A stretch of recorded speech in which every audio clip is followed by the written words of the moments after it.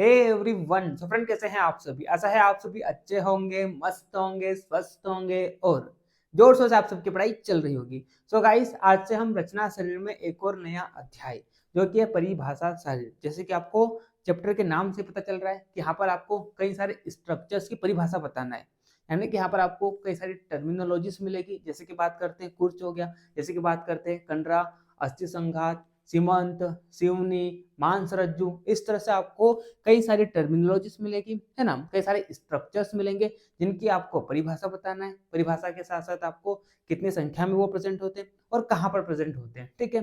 तो इस तरह से, है ना, आज हम जैसे कि आपको नाम से पता चल रहा है, यहाँ पर कई सारे स्ट्रक्चर्स के हम क्या करेंगे, परिभाषा को देखेंगे, ठीक है। अगर मैं इस चैप्टर की इंपॉर्टेंस की बात करता हूँ तो ये चैप्टर जो है अकॉर्डिंग टू एनसीआईएसएम आपके फाइनल यूनिवर्सिटी का जब पेपर होगा तो वहां पर इस चैप्टर से 4 मार्क्स का पूछा जाएगा और 90% है ना, 90% चांसेस ये है कि इस चैप्टर से सिर्फ और सिर्फ क्या आएंगे, एमसीक्यू आएंगे, है ना।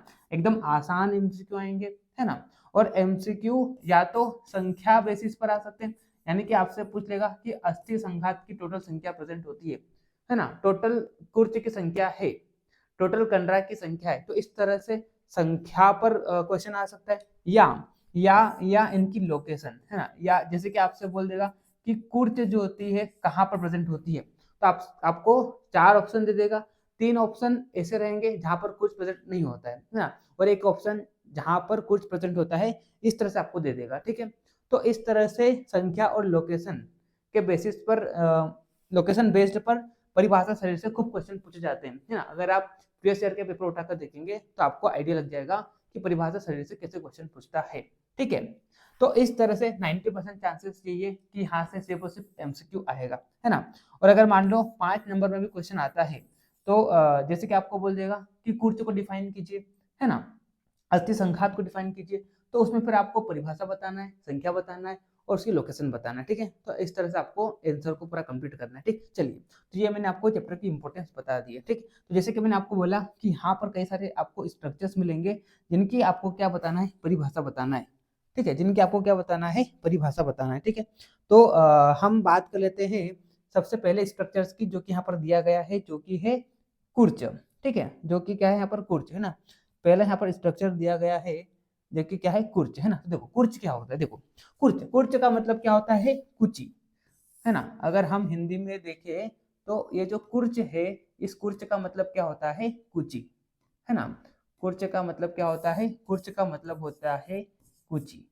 कुची बोल दो या आप क्या बोल दो, ब्रश बोल दो, ठीक है। तो हमारे शरीर में जितने भी ब्रश लाइक स्ट्रक्चर्स है, ब्रश यानी कि कुछ इस प्रकार से, है ना, कुछ इस तरह से, है ना, कुछ इस तरह से जो ब्रश लाइक स्ट्रक्चर्स प्रेजेंट है, तो उन सारी संरचनाओं को, उन सारे स्ट्रक्चर्स को क्या कहते हैं, हम कुर्च कहते हैं। तो देखिए यहाँ पर डेफिनेशन, कुची, कुची का मतलब क्या होता है, ब्रश।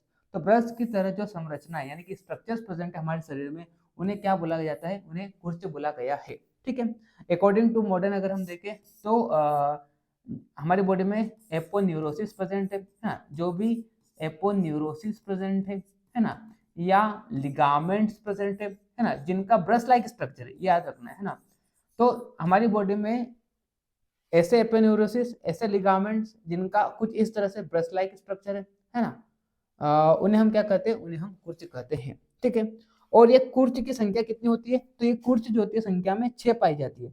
आप इस श्लोक को देखिए, है ना, इस श्लोक को देखिए, इस श्लोक को देखिए, कहाँ कहाँ पर पाई जाती है और कितनी पाई जाती है, ये बताया गया है इस श्लोक में। तो आप देखिए यहाँ पर क्या बोला गया, सट कुर्छा, यानी कि ये जो कुर्च जो होती है वो कितनी परसेंट होती है, 6% होती है। कहाँ कहाँ पर, तो हस्त यानी कि हाथ में, पाद यानी कि पैर में, है ना, ग्रीवा यानी कि गर्दन, नेक में, और मेड्र, मेड्र यानी कि पेनिस में, ठीक है।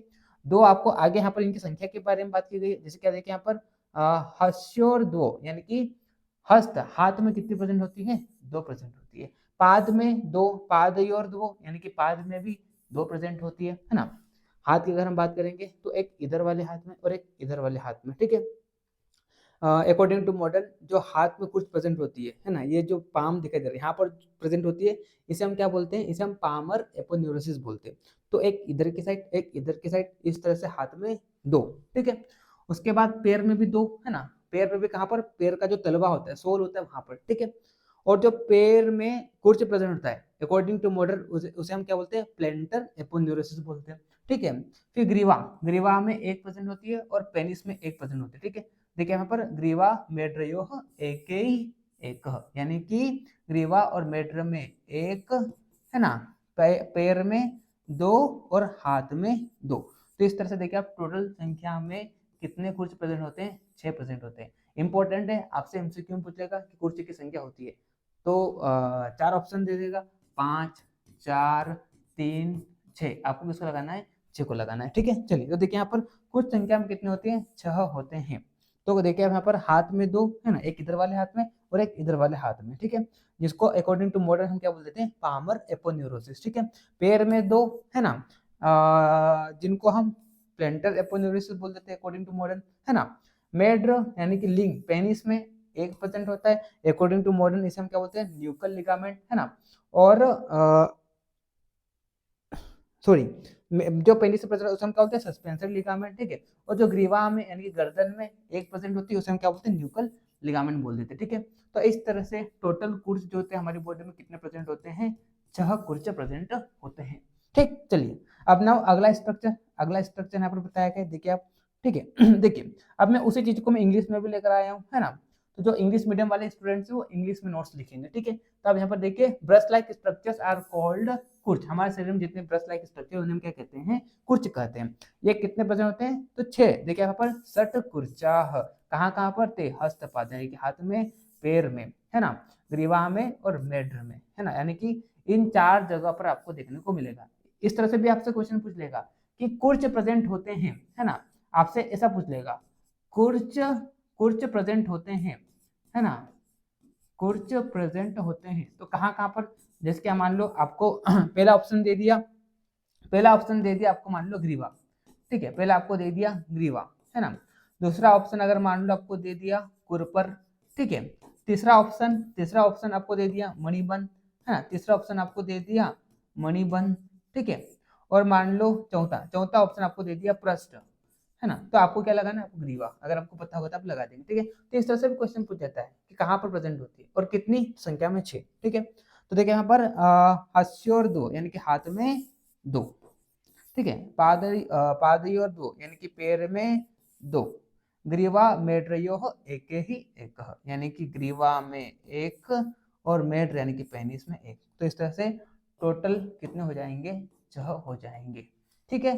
चलिए तो देखिए वही चीज मैं इंग्लिश में लेकर आया हूँ, हैंड में, जिसको हम according to modern palmar aponeurosis बोलते हैं, 2, एक इधर वाले हाथ में, एक इधर वाले हाथ में। फुट, जिसको हम प्लेंटर एपोन्यूरोसिस बोलते हैं, वो 2, ठीक है। नेक, न्यूकल लिगामेंट बोलते हैं, 1। पेनिस, जिसको इंग्लिश में मॉडर्न में देखे तो सस्पेंशन लिगामेंट बोलते हैं, 1 प्रेजेंट होती है। इस तरह से टोटल कितनी हो जाएगी, 6 हो जाएगी, ठीक।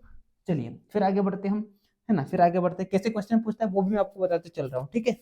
चलिए फिर आगे बढ़ते हैं, आगे अगला स्ट्रक्चर यहाँ पर दिया जो कि क्या है, कंडरा, है ना।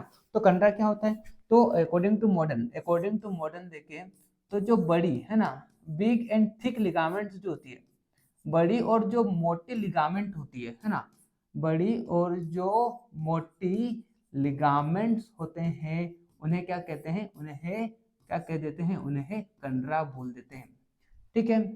कहीं कहीं पर टेंडन्स जो है उन्हीं उनको भी क्या बोला गया है, कंडरा बोला गया है, ठीक है। तो देखिए यहाँ पर महत्यः स्नायवः प्रोक्ताः कंडरास्तु षोडश, है ना। तो यहाँ पर ये बोला कि जो महत्य यानी कि जो महत्य यानी कि यहाँ पर क्या बोल रहा है, जो महत स्नायु होते हैं, है ना, यानी कि जो बड़ी स्नायु होती है उन्हें क्या कहते हैं, कंडरा कहते हैं। और ये कंडरा संख्या में कितनी प्रेजेंट होती है, 16 प्रेजेंट होती है भाव प्रकाश के अकॉर्डिंग, ठीक है। तो देखिए यहाँ पर बड़े जो स्नायु होते हैं वो क्या कहलाते हैं, कंडरा कहलाते हैं, और वे संख्या में कितने होते हैं, 16 होते हैं। जैसे कि पैरों में, है ना, पैरों में कितने प्रेजेंट होती है, तो पैरों में 4 कंडरा प्रेजेंट होती है, ठीक है। पैर में 4 कंडरा प्रेजेंट होती है ना, पैरों में 4 यानी कि 2 इस वाले पैर में और 2 उस वाले पैर में, ठीक है।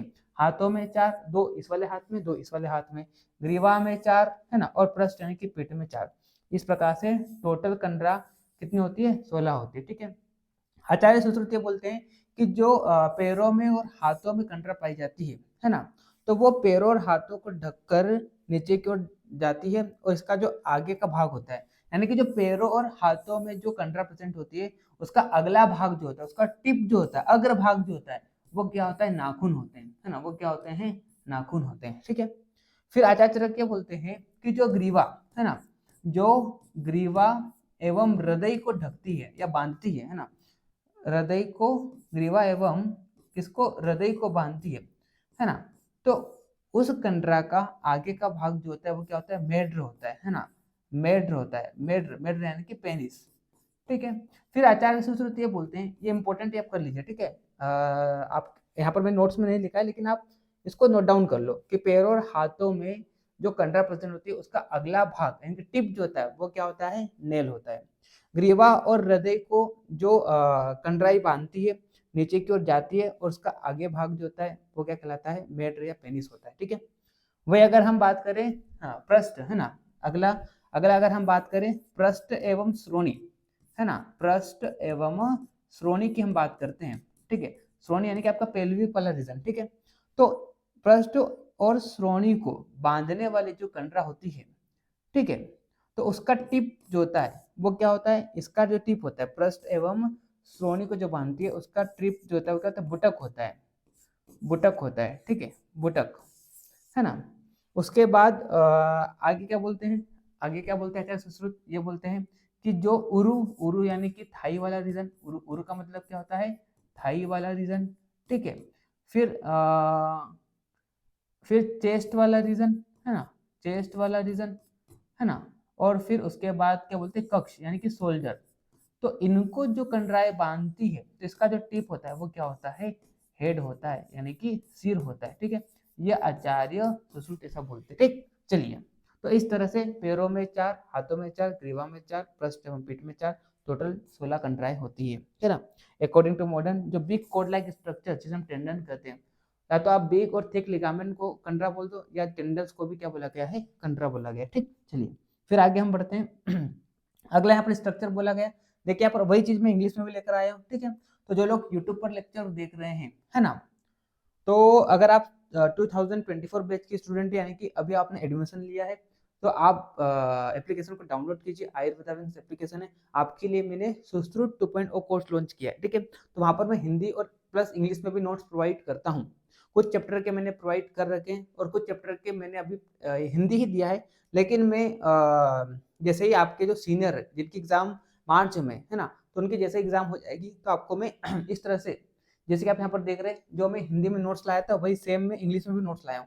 तो इस तरह से हर सब्जेक्ट का आपको मैं इंग्लिश में भी नोट्स प्रोवाइड करूंगा। तो जो कर्नाटका वाला स्टूडेंट है, जो महाराष्ट्र वाला स्टूडेंट है, जो गुजरात वाला स्टूडेंट है, जो केरल वाला स्टूडेंट है, जहाँ पर इंग्लिश चलती है ना, तो उसके लिए काफी बेनिफिशियल हो जाएगा, क्योंकि हिंदी तो आपको समझ में आती है, तो आप मेरे से समझ लो हिंदी लेक्चर देख के, बाकी आपको नोट्स इंग्लिश में मिल जाएंगे, ठीक है। और बाकी जो कोर्स में इनरोल करना चाहता है तो एप्लीकेशन को डाउनलोड कीजिए, वहाँ पर सुश्रुत 2.0 कोर्स मिलेगा अगर आप 2024 बैच के स्टूडेंट है।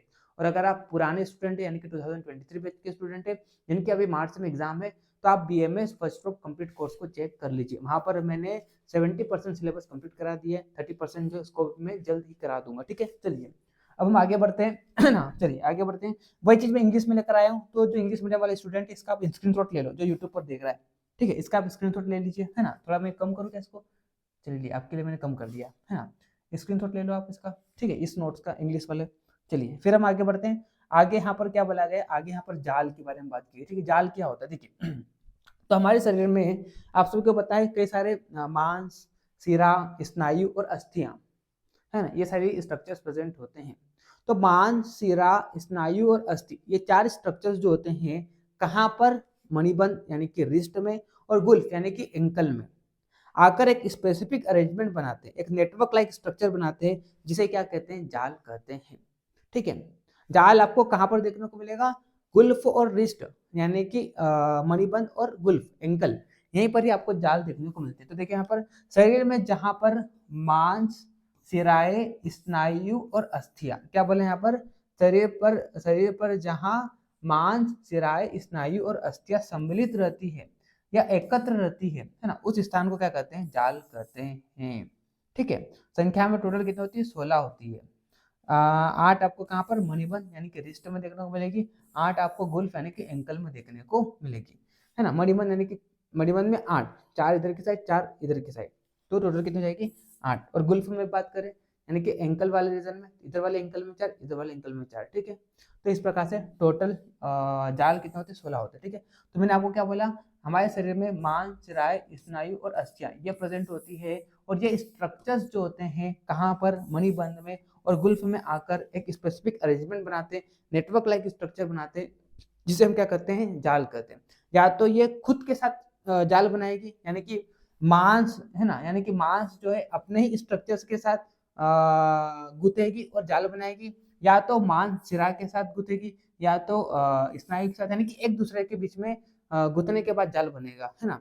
तो इस प्रकार से ये नेटवर्क लाइक स्ट्रक्चर बनता है, कहाँ पर, रिस्ट में और एंकल में। यानी कि आपको जाल जो है, ये स्ट्रक्चर जो है आपको सिर्फ और सिर्फ मणिबंध और गुल्फ में पाया जाएगा, है ना।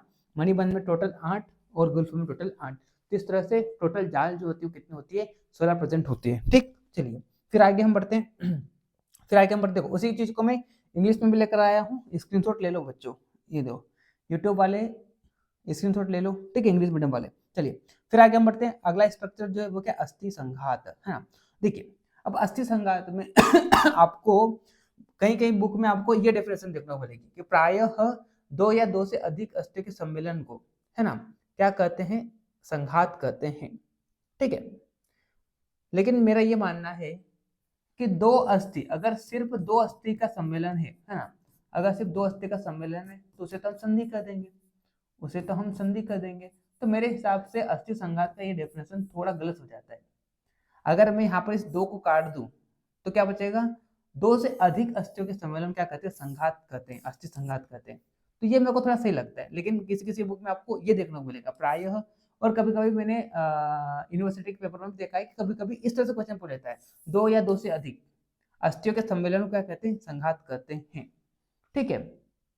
तो लेकिन मेरा कहने का मतलब ये कि जो सही डेफिनेशन वो ये होना था, इस 2 को हटा दो, 2 से अधिक, क्योंकि देखो 2 अस्थियों के बीच संघात होगा तो उसे हम क्या कहते हैं, संधि कर देंगे, जो कि 8 प्रकार की संधियां होती है ना। लेकिन 2 से अधिक, 2 से अधिक अस्थियों के सम्मेलन को क्या कहते हैं, अस्थि संघात कहते हैं, ठीक है। लेकिन फिर भी बुक्स में इस तरह से डेफिनेशन मिलती है, जिसे मैंने नोट्स में इंक्लूड कर दिया, ठीक। चलिए अब ये अस्थि संघात जो होते हैं टोटल कितने होते हैं, 14 होते हैं। कहाँ कहाँ पर 2 से अधिक अस्थियों का संघात देखने को मिलेगा, सम्मेलन देखने को मिलेगा, तो गुल्फ में, है ना, गुल्फ में एक इधर वाले गुल्फ में, एक इधर वाले गुल्फ में, तो टोटल कितना जाएंगे, 2 हो जाएगा, ठीक है। फिर कहाँ पर देखने को मिलेगा, फिर आपको कहाँ पर देखने को मिलेगा, फिर आपको जानू में देखने को मिलेगा, है ना, एक इधर वाली नी में और एक इधर वाली नी में, टोटल कितने जाएंगे, 2 हो जाएंगे। वंक्षण में यानी कि इधर वाले हिप में और इधर वाले हिप में, तो इस प्रकार से भी 2 हो जाएंगे, है ना। मणिबंध की बात करते हैं, इधर वाली मणिबंध में, इधर वाले रिस्ट में, ये भी 2 हो जाएंगे, है ना। कुरपर यानी कि एल्बो, इधर वाली कोहनी में, इधर वाली एल्बो में 2 हो जाएगा, ठीक है। कक्षा यानी कि शोल्डर, इधर वाली शोल्डर में, इधर वाले शोल्डर में, इस प्रकार से ये 2। इस प्रकार से गुल्फ, जानू, वंक्षण, मणिबंध, कुरपर और कक्षा ये संख्या में 2-2 होती है ना। त्रिक यानी कि सेक्रम रीजन की अगर हम बात करें तो यहाँ पर 1। अब देखो यहाँ पर त्रिक, त्रिक में क्या हो जाएगा, 3 हड्डियों का, अस्थियों का सम्मेलन देखने को मिलता है, सेक्रम का, है ना। यहाँ पर मैंने सिर्फ सेक्रम लिखा, लेकिन यहाँ पर आप पेल्विक भी लिख लीजिए, है ना, पेल्विस, है ना। साथ में आप यहाँ पर लंबर वर्टेब्रे ले लो, लंबर, सेक्रम और पेल्विस, इन तीनों का संघात क्या कहलाता है, त्रिक कहलाता है, ठीक है। टोटल संख्या में 1 होता है। सिर की बात करते हैं यानी कि स्कल में ये 1 हो जाएगा, ठीक है। तो इस प्रकार से टोटल कितने होते हैं, आपको टोटल 14 अस्थि संघात देखने को मिलेगा, ठीक। चलिए जॉइंट्स ऑफ, देखिए ना यहाँ पर देखिए, joints of more than 2 bones are known as अस्थि संघात। संख्या में कितनी होती है, 14। संख्या और लोकेशन बहुत इंपॉर्टेंट, ठीक है, संख्या और लोकेशन बस इतना याद रखो आप, है ना। चलिए ये इंग्लिश में है। अब आगे बढ़ते हैं हम, आगे यहाँ पर क्या बोला, सीमंत, है ना। तो देखिए, तो 2 अस्थियां जो होती है एक दूसरे के कांटेक्ट में आती है ना। जैसे कि मान लो ये पहली हड्डी है, जैसे कि मान लो ये क्या है, पहली हड्डी है, ठीक है, और ये दूसरी हड्डी है, ठीक है। तो ये कांटेक्ट में है, तो देखिए आप यहाँ पर इस तरह से यहाँ पर एक बॉर्डर बन गया, है ना। जब ये कांटेक्ट में आएंगे, एक दूसरे के कांटेक्ट में आएंगे, तो इनके बीच में क्या बन जाएगा, एक बॉर्डर या बाउंड्री बन जाएगी, एक लिमिटिंग बाउंड्री बन जाएगी। देखिए इन दोनों पॉइंट में यहाँ पर एक जो लिमिटिंग बाउंड्री होती है, तो ये जो लिमिटिंग बाउंड्री है या जो बॉर्डर है, इसे हम क्या कहते हैं, सीमांत कहते हैं, सीमांत। अब इसको तोड़ेंगे तो सीमा अंत, इसको तोड़ेंगे तो क्या हो जाएगा, सीमा अंत, यानी कि एक लिमिटिंग बाउंड्री जो होती है ना, बॉर्डर जो होती है, उसे हम क्या कहते हैं, सीमांत कहते हैं। देखिए यहाँ पर दो या दो से अधिक अस्थियों के किनारे जो होते हैं, है ना, जहां आकर मिलते हैं, जैसे जिसके देखिए ये एक हड्डी है, दूसरी हड्डी है, इनके किनारे जहां पर आकर मिल रहे हैं, उसे हम क्या कहते हैं, उसे हम सीमांत कहते हैं, ठीक है।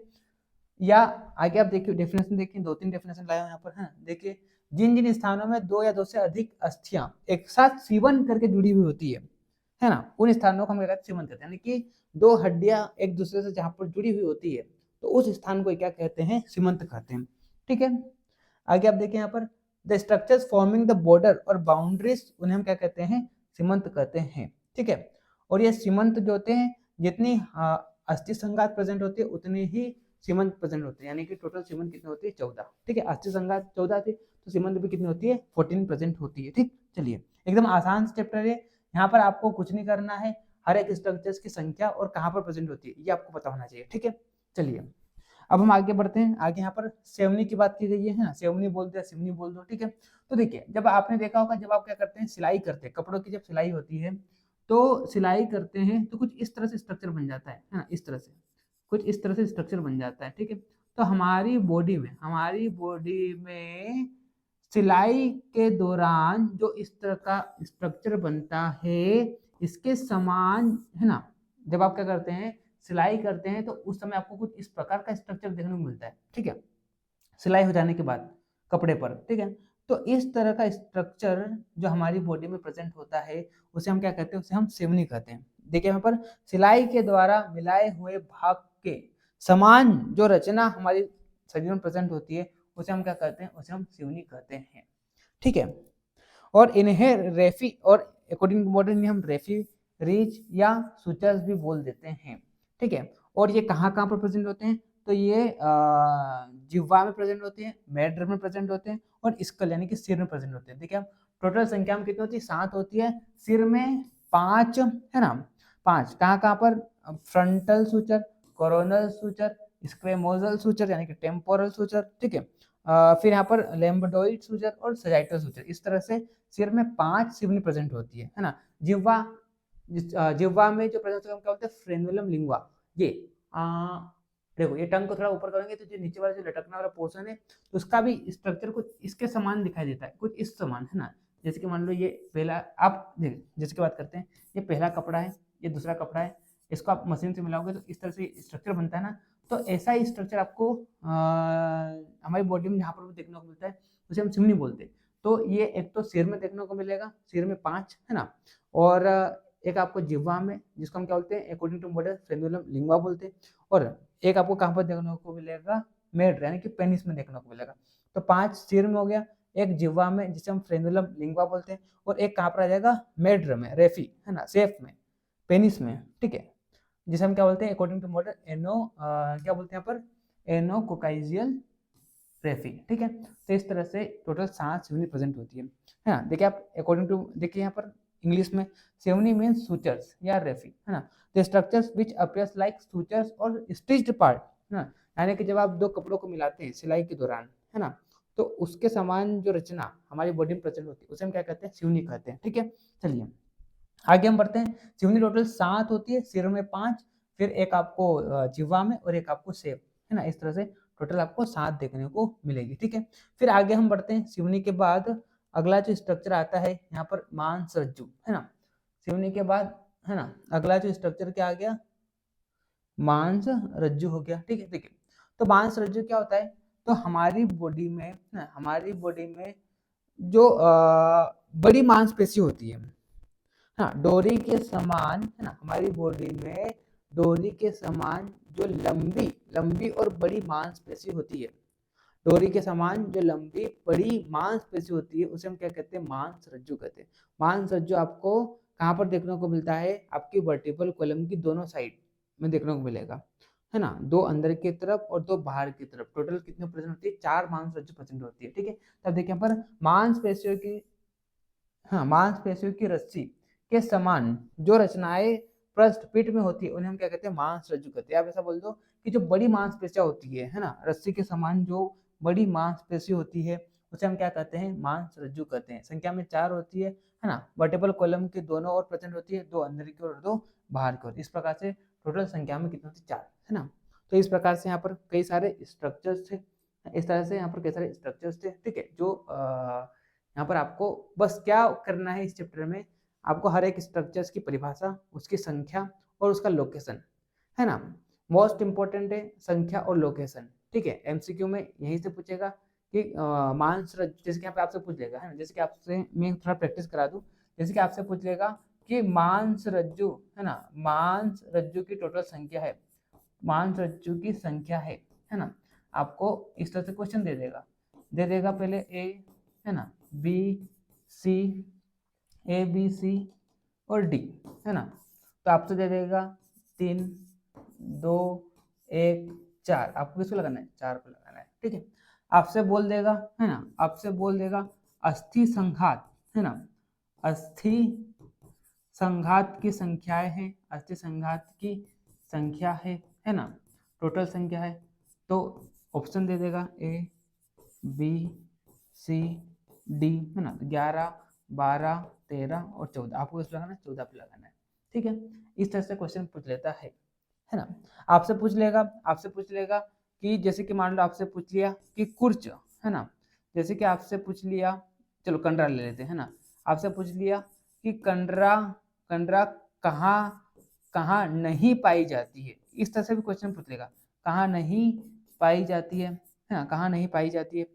अगर आपको कंडरा पता है कि कहाँ पर पाई जाती है तो कहाँ नहीं पाई जाती है वो भी आप पता लगोगे, है ना। तो आप देखिए कंडरा कहाँ पाई जाती है, हाथ में पाई जाती है, पैर में पाई जाती है, गर्दन में पाई जाती है और पीठ में पाई जाती है, ठीक है। तो कहाँ नहीं पाई जाती है, तो आपसे 4 ऑप्शन दे देगा, आपसे क्या कर देगा, आपसे यहाँ पर 4 ऑप्शन दे देगा। जैसे कि पहले ऑप्शन में आपको दे देगा हस्त यानी कि हाथ, दूसरे ऑप्शन में आपको दे देगा पाद यानी कि पैर, है ना। तीसरे ऑप्शन में आपको दे देगा, तीसरा ऑप्शन आपको दे दिया, मान लो तीसरे ऑप्शन में आपको दे देगा, जैसे कि तीसरा ऑप्शन आपको दे दिया जिह्वा, है ना, जिह्वा, है ना।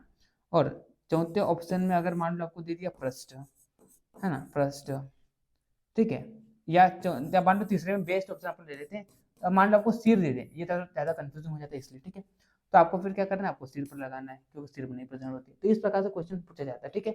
चलिए, तो आई होप आपको लेक्चर समझ में आया होगा। अगर आपको डाउट हो तो फिर भी आप मेरे से पूछ सकते हैं, ठीक। मिलते हैं नेक्स्ट लेक्चर में, तब तक के लिए okay bye, see you again.